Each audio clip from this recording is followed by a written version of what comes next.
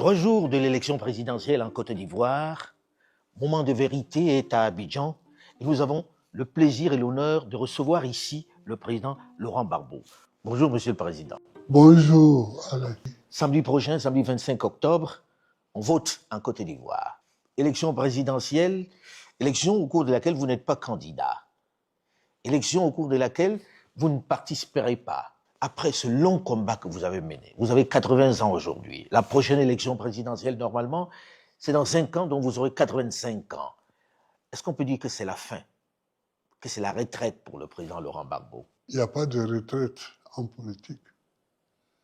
Donc je n'irai pas à la retraite. Mais je m'interdirai d'occuper des fonctions politiques, aussi bien à l'intérieur de mon parti, où je serai plus président, qu'à l'extérieur, que dans l'État. C'est-à-dire, on ne peut plus imaginer le président Laurent Gbagbo candidat à une présidentielle, par exemple. Non, à 85 non, ans. non. Vous savez, ailleurs, on a vu ça, il y en a qui ont 93 ans, qui sont Oui, candidats. mais c'est leur choix. C'est leur choix. Ce n'est pas le mien. Moi, j'ai assez donné. Et puis, on peut faire la politique sans occuper de fonctions ou sans chercher à occuper de fonctions. Est-ce que c'est raisonnable, Monsieur le Président, et tout le monde se pose la question, que ce soit pour vous, que ce soit pour les autres, que quelqu'un comme vous, qui a fait ce que vous avez fait, ayez souhaité être candidat à la présidentielle à 80 ans? Oui. Je vais vous expliquer quelque chose. Quand j'ai été élu président, c'était en 2000. J'avais 55 ans. Le mandat présidentiel dure 5 ans. En 2005, donc, c'était la fin. Normalement, c'était la fin du premier mandat, de mon premier mandat présidentiel. Il aurait dû avoir une élection. En 2005. En 2005.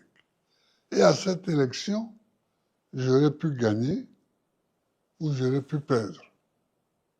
Mais il n'y a pas eu d'élection. La démocratie veut que si je gagne, je continue pour le deuxième mandat, le deuxième et le dernier mandat.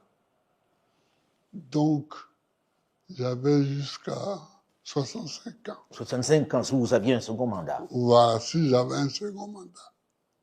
Mais si j'avais perdu après le premier mandat, c'était fini. Voilà. Ces gens-là ne m'ont pas laissé gouverner. Quand vous dites ces gens-là, c'est qui? Mes opposants, qui ont pris les armes. Parce que figurez-vous que 2 mois seulement après les élections ont eu lieu le 22 octobre 2000. J'ai prêté serment le 26 octobre. J'ai fait mon premier conseil de ministre le 27 octobre. Le 4 janvier 2001, il y avait les premiers coups de feu contre mon régime, contre moi-même et contre la Côte d'Ivoire. Le 4 janvier. C'est-à-dire moins de 3 mois après que vous ayez pris vos fonctions. Moins de 3 mois après.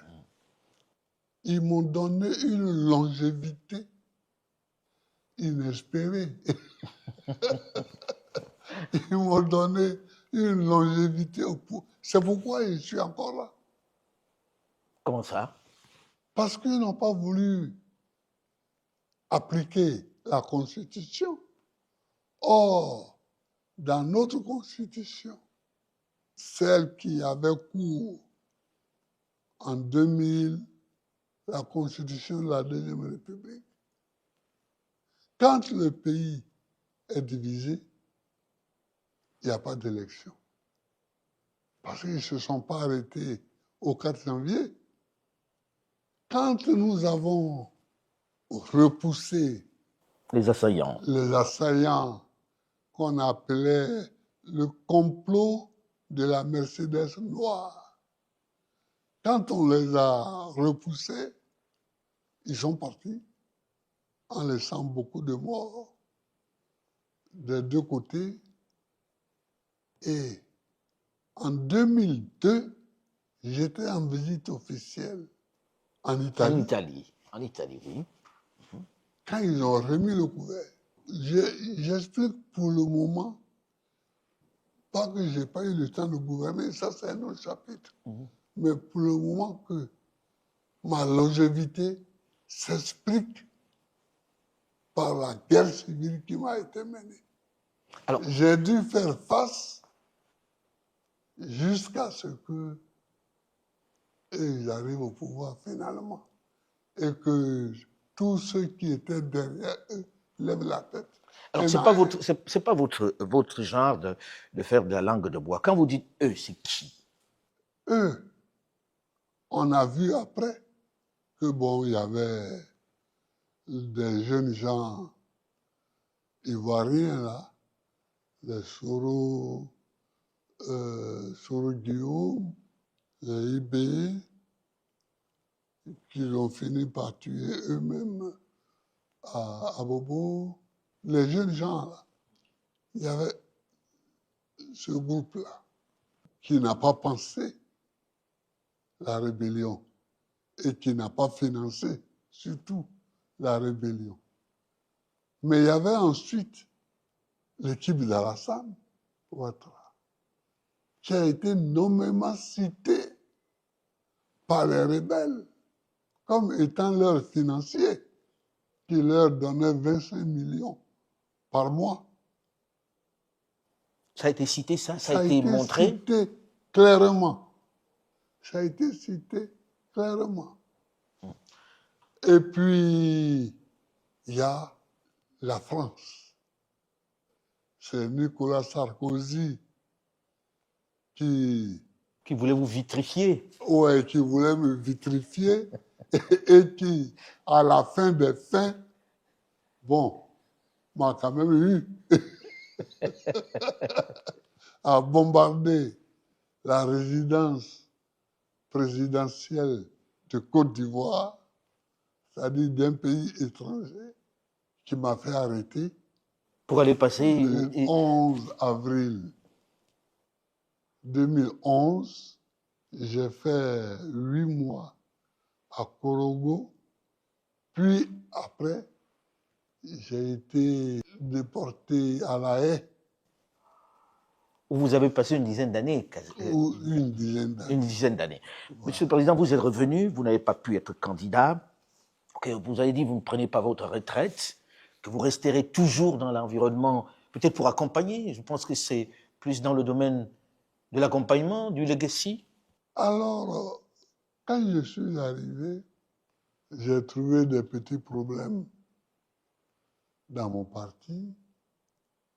Donc, j'ai créé un parti. Le PPACI. Le PPACI, pour laisser tranquille. Parce que, ou bien on s'engageait dans des procès longs, inutiles, et on sait en Afrique, je ne suis pas au pouvoir. Bon, donc... on peut tirer un long, et un long très longtemps. Voilà. Bon, j'ai laissé ça et j'ai créé un autre parti, le PPAC, Parti des peuples africains. Et un jour, j'arrive à une réunion, il me propose comme candidat à la présidentielle. Je n'ai pas répondu. On est resté plusieurs mois. C'est eux qui vous proposent d'être candidat. Ah oui, on est resté plusieurs mois, peut-être 1 an, sans que je ne réponde. Pourquoi vous ne répondiez pas? Non, mais parce que je n'avais pas calculé ça. Président, quand vous dites ça, les gens ont envie de comprendre. Oui. Vous êtes en train de dire que le président Laurent Gbagbo n'est pas celui qui a décidé d'être candidat à la présidentielle. Ah non, c'est ce que je suis en train de dire, oui. C'est ça que je suis en train de dire. Mais pourquoi l'avoir accepté finalement à la fin alors? Oh, à la fin, il y a eu beaucoup de choses. Quand j'ai vu que Ouattara s'apprêtait, lui, à être candidat, j'ai dit, zut, c'est très bien. En 2010, j'ai gagné. Le Conseil constitutionnel m'a proclamé vainqueur. Il a contesté. Mais moi, je suis sûr que je l'ai battu. Il a contesté la décision du Conseil constitutionnel, alors qu'il dit aujourd'hui que ça ne se conteste pas. Mais il a contesté. Alors j'ai dit, mais on va remettre ça. Ah, c'était le remake en Oui. réalité. Vous J'ai vouliez dit, vraiment... ah oui, c'était j'ai dit, l'opportunité. on va remettre ça pour voir qui a vraiment gagné. Et donc c'est pour ça que j'ai accepté. Sinon, Que la vérité pour des que la urnes... vérité puisse s'exprimer. C'était pas le même match, mais vous aviez envie de... Ah oui, bon, moi j'ai 80 ans, il en a 84, mais bon, la vérité pouvait quand même s'exprimer. Qui a vraiment gagné? Oui, oui, qui a vraiment gagné. Ce match-là n'aura finalement pas lieu. Ce match n'aura pas lieu puisque il a écarté ma candidature. Président, quand vous entendez ça, Oui. beaucoup de gens se disent 80 ans. Le président Barbeau n'est pas jeune. Le président Oui. Alassane n'est pas jeune non plus. Non plus.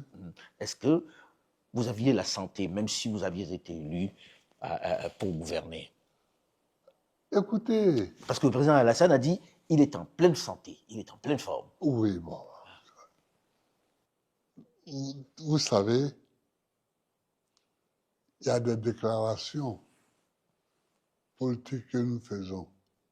À 80 ans, on n'est pas en pleine santé. Vraiment? À 80 ans passés, on n'est pas en pleine santé.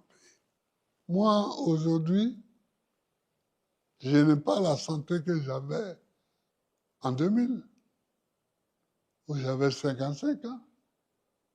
L'âge, ça signifie quelque chose, ça. L'âge. Plus vous avancez, plus vous êtes fragile. Plus vous êtes fragile. Donc, laissons ce débat-là. Mais un président de la République peut avoir 80 ans. Joe Biden. Mais on a vu comment ça s'est terminé, président. Hein? Joe Biden, on a vu comment ça s'est terminé. Est-ce que c'est pas un âge critique quand même? Oui, mais Joe Biden, son prédécesseur, successeur, Donald Trump, bon, vous savez, dans le monde, il y a des présidents qui sont plus jeunes. Je leur souhaite de profiter de leur jeunesse, mais il y a des présidents aussi qui sont très vieux. Il faut qu'ils passent la main. On les regarde, mais surtout, ils prennent des décisions. Ils gouvernent leur pays. C'est tout ce qu'on leur demande. Mais est-ce qu'à cet âge-là, on peut vraiment gouverner? Est-ce qu'on n'est pas vraiment affaibli pour pouvoir gouverner? Non. Non, moi je ne ferai pas ce débat-là parce que gouverner, ce n'est pas courir les 100 mètres tous les matins. Hein. C'est pas ça, gouverner. Mais il faut avoir une certaine lucidité quand même. Ah oui. Or, la lucidité, on l'a. Pas pour tous. Peut-être. Mais en tout cas, moi, la lucidité ne m'a jamais fait défaut. Alors, président, là, samedi, on vote. Oui. Samedi, on vote en Côte d'Ivoire. Les gens regardent en se disant, le président Gbagbo n'est pas candidat. On attend qu'ils disent quelque chose. Pour qui les gens vont voter? Pour qui vos supporters, qui sont nombreux, doivent voter samedi? Je vais répondre très clairement à votre question. Mais je voudrais d'abord dire, Laurent Gbagbo n'est pas candidat. Il faut dire Laurent Gbagbo était candidat, a déposé sa candidature. Elle a été écartée parce que on dit qu'il a été condamné pour le braquage de la BCAO. de la BCAO. Ce qui est faux. Tout dans les archives de la BCAO. La BCAO n'a jamais déposé plainte. La BCAO n'a jamais dit qu'elle a été braquée. Elle n'a jamais dit qu'elle a été volée. Un. Deux, nous étions plusieurs à avoir été condamnés.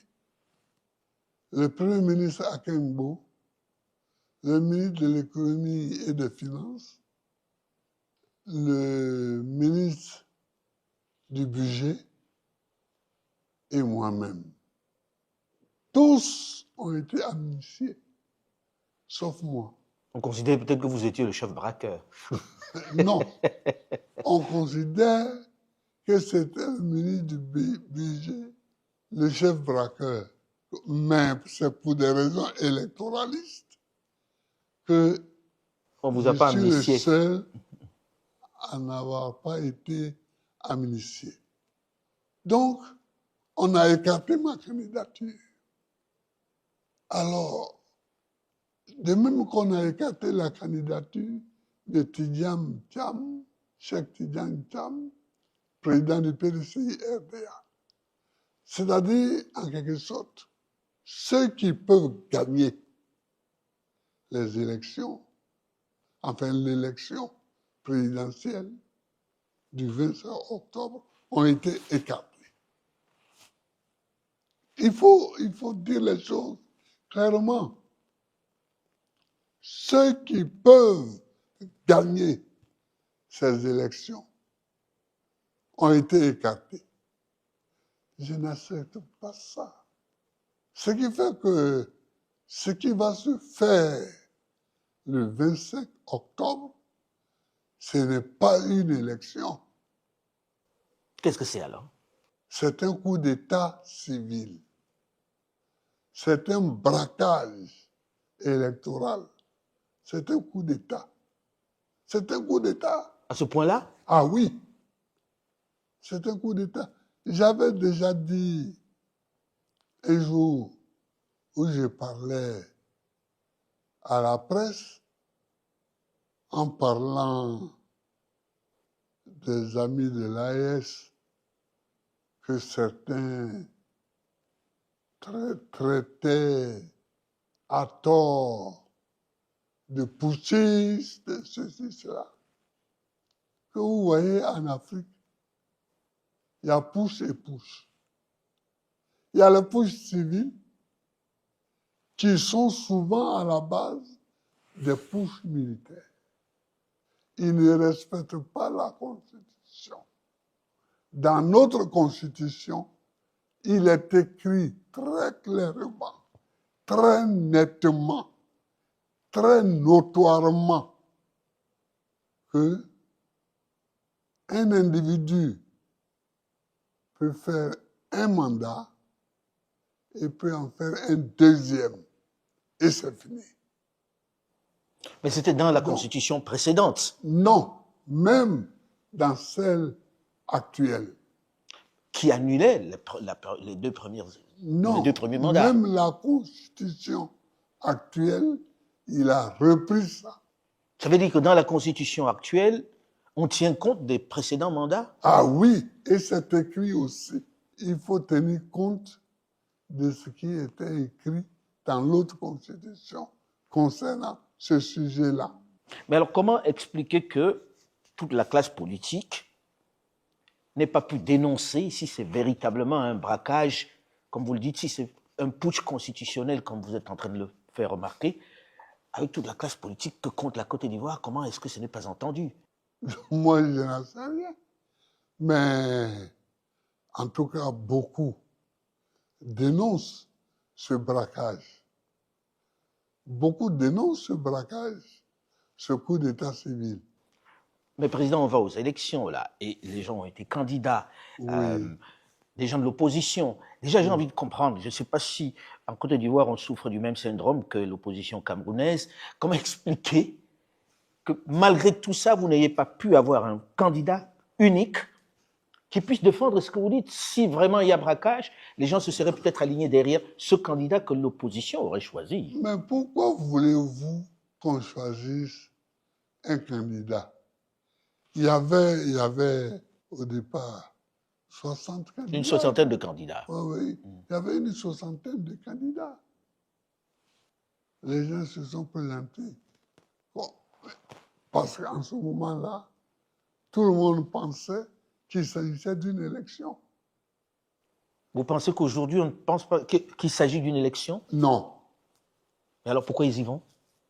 Ah, mais ça, c'est leur affaire. Allez leur demander. Moi, j'ai envie de comprendre. Un journaliste très connu, très... Oui, alors, vous pouvez demander à ceux qui y vont. Mais en même temps, Président, vous avez créé un cadre dans lequel vous discutiez avec l'opposition. C'était bien pour aller aux élections. Vous avez discuté avec un certain nombre de membres de l'opposition, des partis de l'opposition. Oui. Pourquoi est-ce que vous n'êtes pas arrivé à un consensus alors, pour avoir un candidat qui aille vraiment vous représenter dans ce scrutin? Ce n'était pas l'objectif. C'était quoi l'objectif? L'objectif, c'était de savoir, après notre élimination, qu'est-ce qu'on faisait. C'était ça. Et vous n'êtes pas tombé d'accord? Ah si, on est tombé d'accord sur le fait qu'on ne soutient rien, on ne soutient personne et on ne soutient même pas la dynamique électorale. Alors, Monsieur le Président, voilà. Dans votre propre parti, le PPACI, oui. Il y avait une idée de plan B, oui. représentée par M. Domelo. Oui. Vous ne le soutenez pas au point de l'exclure du parti, alors qu'il aurait pu représenter aussi une partie de cette opposition dans ce scrutin, s'il bénéficiait de vos voix? Mais il ne bénéficiait pas de nos voix. Ça montre le débat qu'il y a eu. Domelo n'a jamais soumis son idée à débat. Au sein du parti? Au sein du parti. Même Pourtant, moi, il dit avoir consulté. Moi, il n'a jamais discuté avec moi. C'est venu de lui tout seul, Président? Ah, mais c'est pas lui et certains de ses amis, peut-être. Mais en tout cas, ça n'a jamais été un débat au sein du parti. Ça n'a jamais été un débat. Et je vous le dis, et je le répète, cela n'a jamais été un débat au sein du parti. C'est de son propre fait. Alors, il a voulu être candidat. Bon, il est candidat. Mais vous n'appelez pas à voter pour lui? Hein? Non. Non. Tous ceux qui sont candidats, nous n'appelons pas à voter pour eux. Mais, Président, quand vous dites que vous n'appelez pas à voter pour qui que ce soit qui est candidat aujourd'hui, oui. Qu'est-ce que les Ivoiriens doivent comprendre? Qu'ils ne vont pas voter, qu'ils restent tranquilles chez eux, etc. Est-ce que ça ne risque pas d'envenimer la situation? Il faut que les Ivoiriens comprennent que Gbagbo Laurent n'appelle à voter pour aucun des candidats qui est en liste. C'est ça. Président, ça veut dire un boulevard pour le président Alassane Dramane Ouattara. Peut-être. Peut-être. Mais un coup d'État, c'est toujours un boulevard. Vous appelez ça carrément un coup d'État civil, c'était toujours un boulevard. Vous êtes opposé becs et ongles, de façon imagée, contre ce quatrième mandat du président Alassane Dramane Ouattara. Oui. Il dit aux Ivoiriens, par vous en particulier, je le fais parce que il y a des vraies questions sécuritaires dans ce pays et dans la sous-région. Et qu'il est celui qui peut endiguer, on va dire, cette invasion des terroristes. Que répondez-vous à ça? On peut développer tout ça. Les États-Unis d'Amérique ont affaire à des menaces nucléaires de la Chine, de la Corée du Nord, de la Russie, mais c'est pas pour ça que Trump va dire, bon, comme il y a des menaces nucléaires, alors je reste au pouvoir. Non, cessons d'être nègres, parce que c'est pour ça qu'on se moque de nous. Vous trouvez que c'est être nègre que de dire je Ah reste aux affaires oui, pour protéger mon pays? oui, non. Je reste parce qu'il y a des menaces. S'il y a des menaces, un autre président élu peut aussi Y faire face. s'occuper, faire face à ces menaces-là. Pourquoi ce serait lui, Ouattara, qui serait vraiment le seul capable d'être le Zorro, le Zorro de la situation? Peut-être parce qu'il comprend mieux la situation que les autres Oh et qu'il oui, estime que dans l'opposition, il n'y a pas. Mon œil. Et là, je vous le dis, mon œil. Mon œil. Alors, Président, on Il dit y a aussi... toujours une menace contre un pays. Il y a toujours une menace. Est-ce que Mais vous avez le connu ces président- menaces, vous, Président? Hein? Est-ce que vous avez connu ces menaces lorsque vous étiez Mais aux moi, affaires? j'ai connu même la guerre. J'ai connu la guerre. Est-ce que la rébellion, ce n'est pas une guerre terroriste, ça? La rébellion? Mais j'ai fait face. Alors, le président Ouattara dit aussi qu'il a son bilan pour lui. On l'a écouté pendant les meetings. Oui, Et c'est assez clair. oui, Il a donné des infrastructures, des routes, oui. des hôpitaux, des écoles. Chacun voit la Côte d'Ivoire qui est en train de changer. Est-ce que les gens ne voteront pas aussi pour ce changement qu'il leur a donné, dont il parle? Oui, écoutez, il est en campagne, lui. Parce qu'il n'y a que pour lui, et enfin, il n'y a que pour les 5 là, qu'il y a une campagne. Donc, il est en campagne. Donc, il dit ce qui peut appeler, ce qui peut amener les gens à voter pour lui. Qui sont des choses que l'on voit, Monsieur le Président. Oui, mais moi, j'ai gouverné ce pays avant lui, avant Alassane. J'ai gouverné pendant 10 ans. Vous pensez que Quand vous avez le je même suis bilan? arrivé au pouvoir, quand je cherchais le pouvoir, j'ai dit aux paysans, donnez-moi le pouvoir pour que je vous le rende. Quand j'ai été élu, je leur ai rendu le pouvoir sur le café cacao, sur la gestion du café et du cacao. J'ai donné aux Ivoiriens la liberté. La liberté. La liberté. Vous voyez, les journaux se sont multipliés. Et, s'il vous plaît, je cherche un journaliste qui peut dire que Gbagbo m'a mis en prison à cause de mes écrits. Vous avez le sentiment qu'il y a un recul de la liberté aujourd'hui? Ah oui, il y a un recul de la liberté. Regardez là, même quand je descendais pour cette interview, on annonçait, les gens étaient arrêtés à Boiflé, à Yamoussoukro, à Boaké. L'autre jour, le ministre de l'Intérieur a dit qu'il y avait 700 arrêtés, etc. Bon, maintenant, il doit en avoir 1000. Certains qui ont été condamnés à 3 ans pour avoir marché. Vous comprenez? Non, on ne voyait pas ça sous moi. Et pourtant, il y avait la guerre civile contre moi. Mais j'ai apporté la liberté. Je ne réagissais pas comme Alassane réagit. J'ai apporté la liberté ici. J'envoie souvent les gens en prison, à la Maca. Mais ils ne sont pas tous à la Maca. Donc, Je ne sais pas encore exactement où sont les autres. Mais pour ceux qui sont à la BACA, enfin, qu'on appelle aujourd'hui le PPA, comme par hasard, hein, j'ai dit un jour que ça veut dire que tout le PPACI est appelé à aller en prison. Alors, mais j'en vois souvent, chaque semaine, quelqu'un va les voir.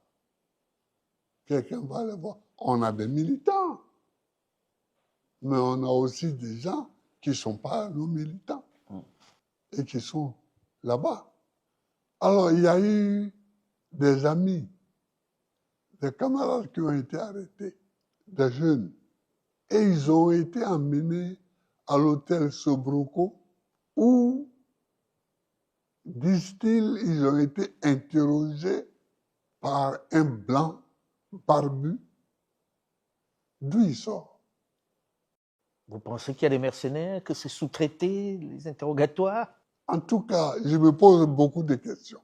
Parce que ce n'est pas une fois qu'on m'a dit ça, c'est au moins 3 fois. C'est qui?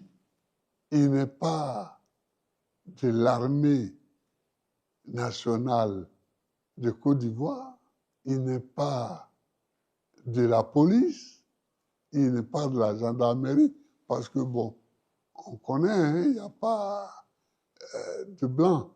Il pourrait y avoir un blanc de nationalité ivoirienne qui peut être, mais il n'y en a pas en ce moment-ci. Alors c'est qui?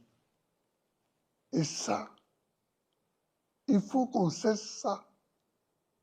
Il faut qu'on cesse ces espèces de sous-traitance avec des barbouzes étrangères qu'on ne connaît pas et qui, dans l'ombre, opèrent. C'est pas bien. Ce sont des jeunes gens qui vont marcher. Quand on leur oppose des barbouzes étrangères, ça les effraie. Ça les effraie. Et quand quelqu'un est effrayé à ce point, on ne sait pas quelle va être sa réaction. Hein. Donc, vous avez parlé du fait que vous avez donné la La liberté, liberté. le café cacao que vous avez donné Oui. aux agriculteurs. J'ai fait l'enseignement libre et gratuit pour jusqu'au moins la 3e. Libre et gratuit. J'ai supprimé les uniformes scolaires, mais on les a remis après moi. Monsieur le Président, là Parce c'est... que je ne comprends pas les uniformes scolaires. Il y a des parents qui n'ont pas l'argent dans les villages pour acheter les uniformes. Et pour ça, leurs enfants ne vont pas à l'école. Monsieur le Président, aujourd'hui, là vous venez de dresser un peu le bilan de ce que vous avez fait, malgré la situation qui était chaotique à l'époque. Mais on ne peut pas dire que le président Alassane Ouattara ne voit pas les routes, on ne voit pas les écoles, on ne voit pas les infrastructures. Oui, mais les routes, en effet, on est élu pour ça. Moi-même, j'ai fait l'autoroute. Laquelle? Jusqu'à Yamoussoukro. D'Abidjan à Yamoussoukro, c'est... Non, Abidjan à Saint-Gorobo, c'est Oufou-Boigny. Et moi, j'ai fait de Saint-Gorobo à Yamoussoukro. C'est moi. C'est personne d'autre. Moi, tout ce que j'ai fait est utile. J'ai fait l'autoroute de Saint-Gorobo jusqu'à Yamoussoukro. Et j'ai fait un accord avec le président Blaise Compaoré de Burkina pour que nous prolongions l'autoroute jusqu'à Ouagadougou. Moi, je ferai la partie de la Côte d'Ivoire et lui ferait la partie du Burkina. Bon, j'ai fait aussi le pont de Jacquesville. pour permettre aux Ivoiriens de vivre. Jacquesville est devenu aujourd'hui un quartier d'Abidjan. Il y a d'autres constructions qui sont des tapalais. La tour qu'on fait au plateau, là, ça peut faire quoi? Vous estimez que ça n'a pas d'importance, ce qui est en train d'être fait? Ça apporte quoi? Embellir la ville. Embellir la ville. Cette tour-là fait quoi? Et ce pont qu'on a fait pour amener de Cocody à la tour, justement, ça fait quoi là? Moi, j'avais pensé ce pont, mais je l'avais fait pour agrandir le port d'Abidjan et faire un pont au-dessus du canal pour amener ce que j'avais appelé la route Abidjan-Lagos. Vous comprenez? C'est ça qu'il faut faire. Ce sont des choses utiles et non pas des choses pour jouer. Monsieur le Président, la Côte d'Ivoire, dans cette période-ci, Oui. ou du moins la sous-région, vit, c'est vrai, une situation sécuritaire inquiétante. Oui. Avec les pays de l'AES qui ne parlent pas avec la Côte d'Ivoire. Oui. Est-ce que ce n'est pas une vraie préoccupation? Qu'est-ce qui doit être fait dans ce sens pour qu'on sorte de cette, on va dire, de cette crise absurde? Moi, je pense que cette crise-là, avec l'AES, entre l'AES et la Côte d'Ivoire, elle est ridicule. Elle est tout simplement, c'est de l'enfantillage, quoi. De la part de qui? De la part des Ivoiriens, de la part du pouvoir ivoirien. Et c'est parce que ce n'est même pas son combat. C'est le combat d'autrui. C'est le combat de pays étrangers que la Côte d'Ivoire prend sur son dos. Comment ça? Vous pensez qu'aujourd'hui... Oui. Or, la Côte d'Ivoire ne peut pas vivre sans être en bonne relation avec le Mali, avec le Niger, avec le Burkina Faso. Nous sommes un bloc. Nous sommes un bloc. Nous sommes un bloc. Et je ne comprends pas. C'est-à-dire, il y a le Niger, le Mali, le Burkina Faso, le Ghana, le Togo, le Bénin, le Libéria, la Guinée, la Sierra Leone. Voilà. Bon, le Sénégal aussi, même s'il est un peu loin. Mais voilà des pays qui forment un tout. Quand on y ajoute le Nigeria, vous voyez, et on a grandi avec les Nagos du Nigeria, les Ghanéens. Mais en même temps, Président, quand vous parlez de ce bloc, alors, si vous permettez, quand vous parlez de ce bloc, aujourd'hui, il y a l'AES. D'un côté, il y a la Côte d'Ivoire qui est l'un des principaux partenaires de cette AES-là au départ. Oui. Pensez-vous qu'on fait le nécessaire pour que tout soit réconcilié? Que feriez-vous? Moi, je ferais. Si je suis au pouvoir, si j'étais au pouvoir, en 2 semaines, 1 mois, on rétablirait les bases fraternelles de ce pays. Président, vous avez une envergure continentale. Oui. Est-ce qu'en n'étant pas président, ce n'est pas aussi une tâche que vous pouvez vous donner? C'est-à-dire, est-ce qu'il y a besoin d'être président pour mener cette bataille-là? Oui, oui, parce que là, moi, quand on aura fini avec tous nos spectacles ici, quand on aura fini avec tous nos spectacles là, j'irai certainement faire un tour dans ces pays-là pour saluer les jeunes gens parce que bon, ils sont plus jeunes que moi, pour saluer, discuter un peu avec eux. Mais en réalité, il faut être à la tête de l'État pour régler les problèmes de l'État. Voilà. Moi, je peux aller les saluer, discuter avec eux, leur apporter la salutation d'un citoyen ivoirien, mais les rapports, les relations d'État à État, elles doivent être gérées par les chefs d'État. Qu'est-ce qui, d'après vous, fait que ça coince à ce point-là? Ça fait déjà plusieurs années. Généralement, les crises entre deux États, on arrive à se parler, on arrive à établir de nouvelles relations, même si on ne s'aime pas. Hein. Qu'est-ce qui, d'après vous, fait que ça dure aussi longtemps? Parce que les pays de l'AES ont pris des positions claires contre la France.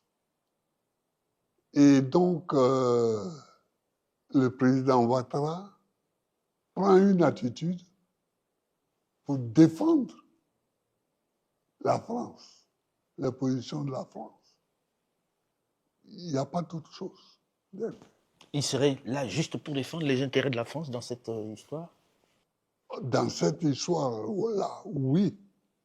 Dans cette histoire-là, oui.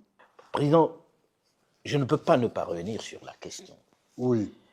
Avec des scénarios qui peuvent se dessiner. Oui. Monsieur le Président, samedi, les gens descendent dans la rue ou les Ivoiriens descendent dans la rue. Qu'est-ce que vous dites? Vous dites rentrer à la maison. Est-ce qu'il n'y a pas le risque que ça dégénère et que vous soyez perçu comme celui qui a demandé aux gens de descendre dans la rue? Non, moi je ne leur demande pas de descendre dans la rue, mais je veux dire que des gens s'en vont à ce qu'ils appellent des élections. Moi, je considère que c'est un braquage. Il faut bien écouter ça.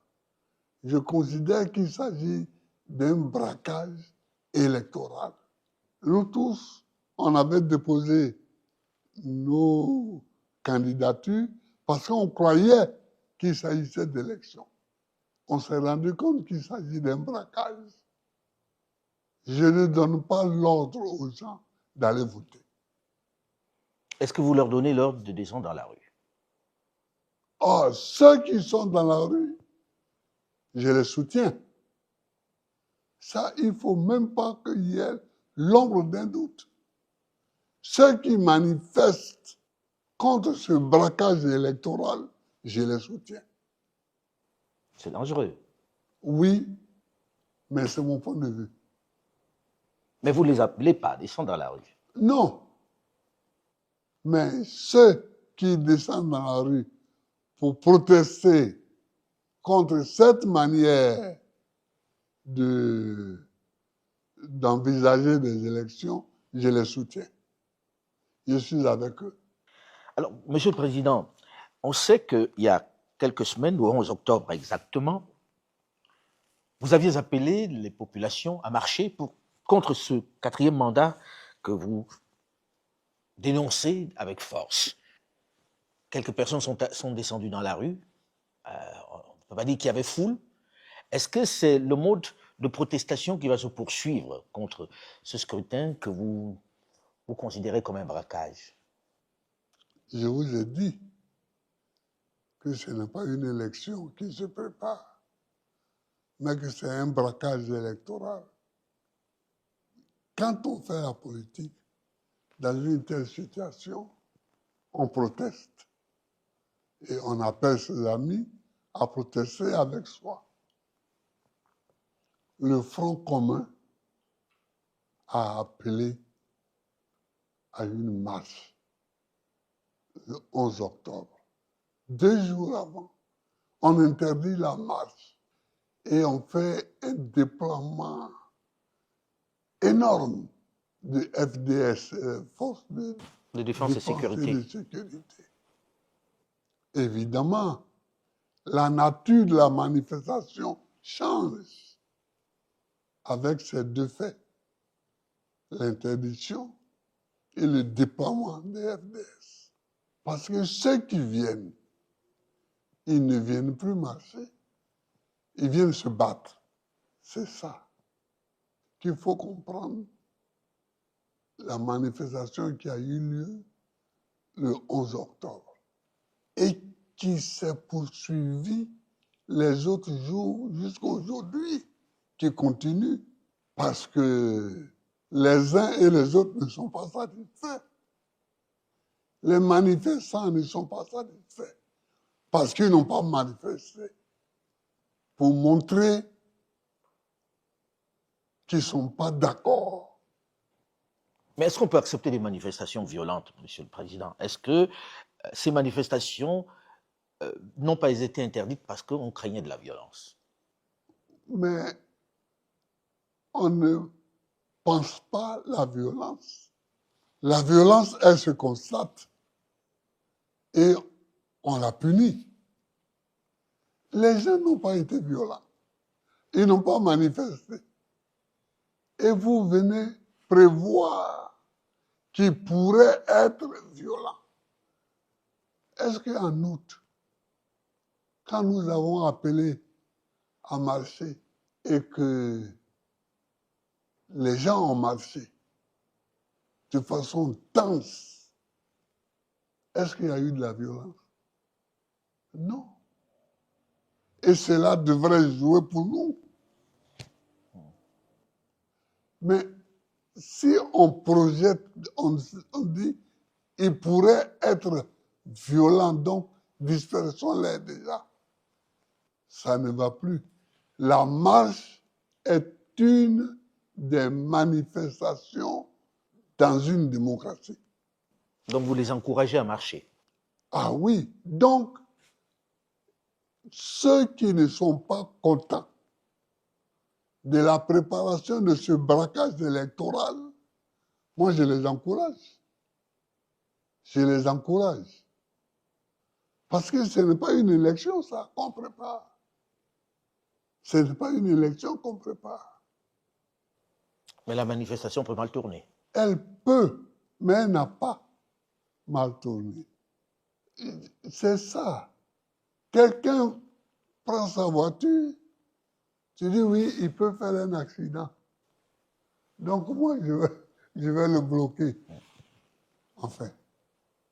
Président, on va terminer sur le fait quand même que c'est une opportunité rare de dire, voilà, le président Gbagbo ne sera pas candidat. C'est ce que vous appelez un braquage électoral. Mais oui. Moi, je continuerai d'appeler ça des élections. Vous n'êtes pas candidat à cela. Et qu'est-ce que vous allez devenir maintenant? Qu'est-ce que vous allez faire de votre temps? Est-ce que vous avez envisagé quelque chose après ces années données à la politique? Oh, mais il y a beaucoup de choses à faire. Il y a beaucoup de choses à faire. D'abord, il faut que je conduise le parti jusqu'à ce qu'on sorte de tout ce brouhaha. Il faut qu'on sorte de tout ce brouhaha. Nous avons déjà fixé la date de notre congrès qui sera après les législatives. Et après, je démissionnerai au congrès.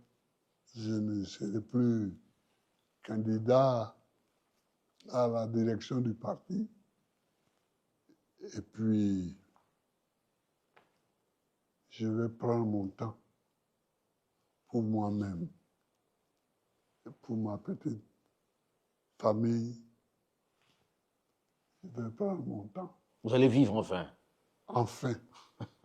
Enfin. Je vais vivre un peu, écrire. On a du mal à vous imaginer Loin de tout ça, hein. Ah oui, oui, mais il faut. Il faut. Non, il y a des moments où il faut arrêter certaines choses. Au moment du congrès, je serai dans ma 81e année. C'est beaucoup, non? C'est beaucoup. Mais, Monsieur le Président, merci de nous avoir accordé ce temps-là pour pouvoir parler de cela.